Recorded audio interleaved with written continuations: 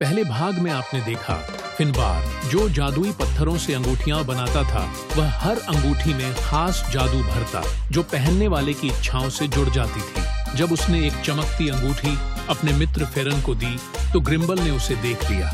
लालच से भरा ग्रिम्बल फिनबार के घर तक जा पहुंचा और चोरी की योजना बना ली। क्या ग्रिम्बल फिनबार से सभी अंगूठियां चुरा पाएगा? आइए देखते हैं दूसरे भाग में।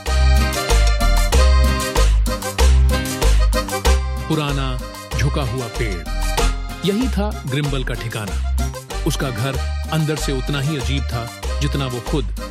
दीवारों पर चमचमाती चीजों की कतारें थीं, टूटी हुई कांच की बोतलें और कभी-कभी किसी और की चीजें जो उसकी नहीं थी। उसे न तो दोस्त चाहिए थे और न ही नियम।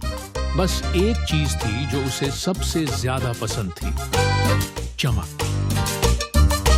बस थोड़ी देर और इंतजार, जैसे ही वह सोएगा मैं सब ले जाऊंगा। झोपड़ी के बाहर झाड़ियों में छुपा ग्रिम्बल हर हलचल पर नजर रखे हुए था। वो सही वक्त का इंतजार कर रहा था जब भीतर सब शांत हो जाए और कोई उसे देख न सके। घंटों बीत गए, मोमबत्ती की लौ मध्यम होने लगी। फिनबार की आंखें भारी हो गईं और वह आखिरकार मेज पर ही सो गया। यही मौका था। ग्रिम्बल ने झाड़ियों से निकलकर धीरे धीरे झोपड़ी की ओर कदम बढ़ाए। हर कदम के साथ उसकी सांसें तेज होती जा रही थी। उसने दरवाजा धीरे से खोला, आवाज तक नहीं हुई। अंदर दाखिल होते ही उसकी नजरें एक ही दिशा में टिक गईं। वो लकड़ी का बॉक्स जिसमें जादुई पत्थर रखे थे। वाह वाह वाह, ये सब मेरा है। ग्रिम्बल धीरे धीरे आगे बढ़ा और एक एक करके वो हर जादुई पत्थर अपने बैग में समेटने लगा।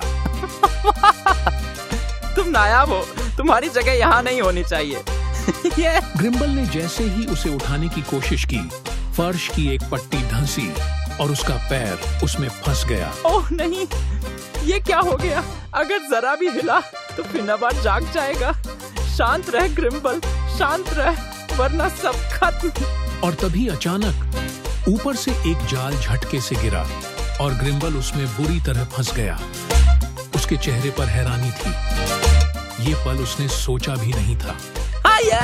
आइए, मुझे बचो। ओह, कोई तो मुझे निकालो यहाँ से। ये जाल कहाँ से टपक पड़ा यार? हिला तो भी नहीं जा रहा। लगता है आज तो मेरी शामत आ गई। ये कोई मामूली जाल नहीं था। इसे खुद फिनबार ने बड़ी होशियारी से बिछाया था, ऐसे मेहमानों के लिए जो चुपके से आएं और सब कुछ लेकर चले जाएं। तुझे क्या लगा बे? ऐसे ही चुपके से आकर मेरी झोपड़ी से सब कुछ ले जाएगा? क्या मैं इतना भोला दिखता हूँ? देखो, मैं बस सफाई कर रहा था। हाँ, पत्थरों की धूल झाड़ रहा था। और ये तेरा बैग जो पत्थरों से फूला पड़ा है, वो क्या धोबी का कपड़ा है या फिर तू घाटी का नया खजाना लूटने वाला बन गया है? वो तो रिसर्च है। हाँ, मैं इन पत्थरों की ऊर्जा माप रहा था। ऊर्जा मापने वाले चोर, तू तो पूरी झोपड़ी ही उठा ले जाता अगर जाल ना होता। शायद चूल्हा बर्तन भी ले जाता। बस चाय पीने का टाइम नहीं मिला तुझे। क्या करूं यार, आदत पुरानी है। चमकती चीजें देख के दिल फिसल जाता है और जब दिल फिसलता है तो हाथ अपने आप उठ जाते हैं। तुझे देखकर तो लगता है दिल नहीं, पूरा शरीर फिसल गया है। तो अब क्या मारोगे? पत्थर से कुचलोगे या जड़ी बूटी बनाओगे मुझसे, या फिर मुझे किसी बोतल में बंद करके कहीं कोने में रख दोगे? नहीं रे, मैं पत्थरों से गहने बनाता हूँ, दुश्मन नहीं। पर एक शर्त है, अगर वाकई कुछ चाहिए तो मेहनत से ले। मतलब काम करूं तेरे साथ?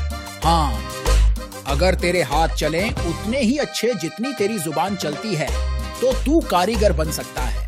तो फिर पहले इस जाल से मुझे निकाल दो गुरुजी, नहीं तो मेरी कमर ही गहना बन जाएगी।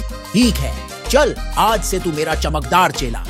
अब आएगा असली मजा। और इसके बाद फिनबार ने ग्रिम्बल को जाल से आजाद कर दिया। साथ में कुछ चमकदार पत्थर भी दिए, लेकिन एक शर्त के साथ। अब ग्रिम्बल को उसके लिए काम करना होगा। एक गलत इरादे से शुरू हुआ सफर अब एक नई दिशा ले चुका था, लेकिन ये तो बस शुरुआत थी।